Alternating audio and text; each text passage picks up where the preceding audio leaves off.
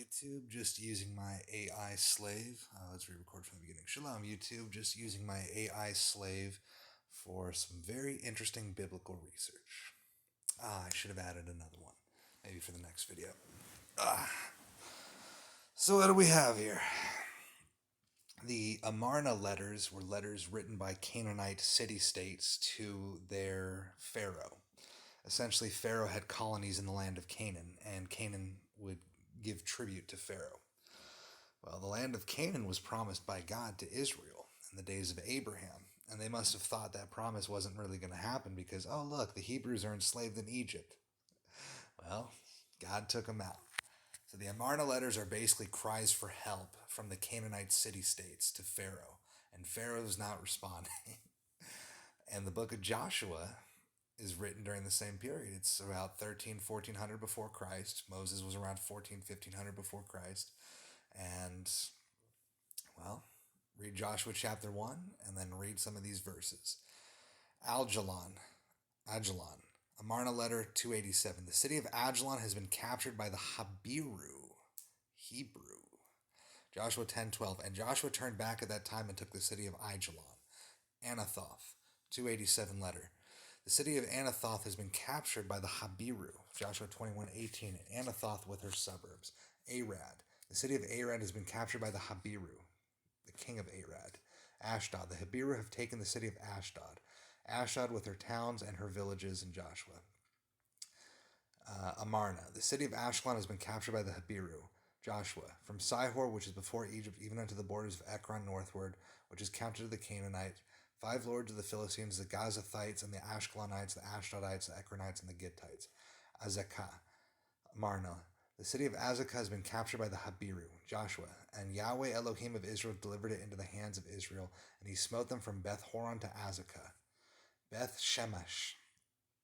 Amarna. The city of Beth Shemesh has been captured by the Habiru. Joshua. And the coast of the hill country of Judah came unto Beth Shemesh. It's like this for dozens of cities, where it's complete correlation from the historical record in the Amarna letters to the book of Joshua. There's no doubt. The Habiru, the Hebrew.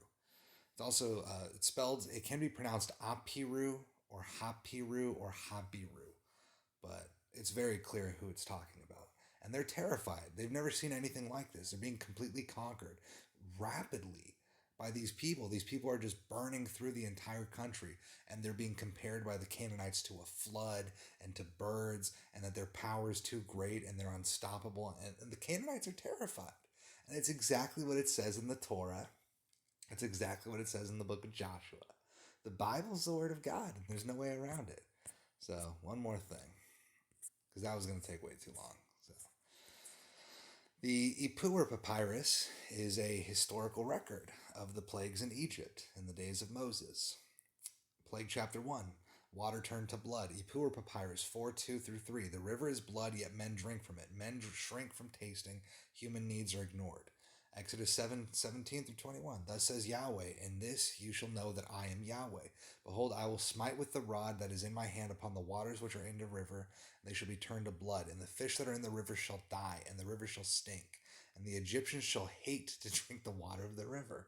Well, they're drinking it anyways, like it says in the Ipuwer Papyrus.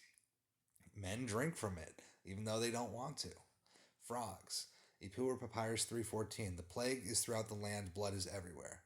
Okay, that one doesn't say anything about frogs, but Exodus 8:2-6. And if you refuse to let them go, behold, I will smite all your borders with frogs, and the river shall bring forth frogs abundantly, and shall go up and come into your house, and into your bedchamber, and upon your bed, and into the house of your servants, and upon your people, and into your ovens, and into your kneading troughs.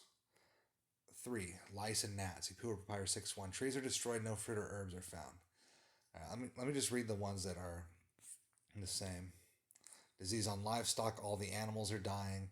Boils, men walk upon the blood of others. Hail, the land. I know I've seen another. I've seen this before where it does include verses that correlate to these. I don't know. It's just not for this one. I didn't proofread it before, but This was mostly about the Habiru, anyways. The land is without light; no one can live there. The sun is concealed, and no man can see. Darkness. Death of the firstborn. Children are no more. He who has no children will provide food. So, These are worth looking into. I mean, AI is so cool. If you know what to look for, AI is very useful. God bless.